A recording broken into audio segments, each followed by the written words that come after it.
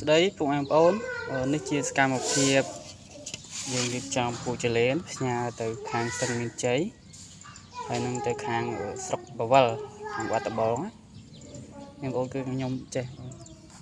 កើបតែខ្ញុំនិយាយថាទាំងលបាយគឺយើងព្យាយាមរើសបងប្អូននេះយើងព្យាយាមរើសយកដាក់ក្នុង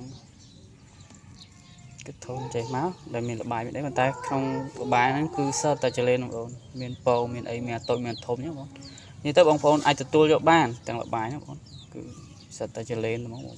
គេថាទាំងលបាយឈើនេះចលេនគេថាចលេនមានតូចមានធំអញ្ចឹងបងសម្រាប់បងប្អូនដែលត្រូវការពូជចលេនក្រហមយកទៅចិញ្ចឹមតដើម្បីផលិតជីកប៉ុស្តិ៍បងប្អូនអាចទាក់ទងខាងបងប្អូនបានទីតាំងបងប្អូននៅខាងស្រុកព្រឹកស្ដាច់ខេត្តព្រៃវែងដែលមានលេខទូរស័ព្ទ0 8 8 81 17 637បងគោរពក្រ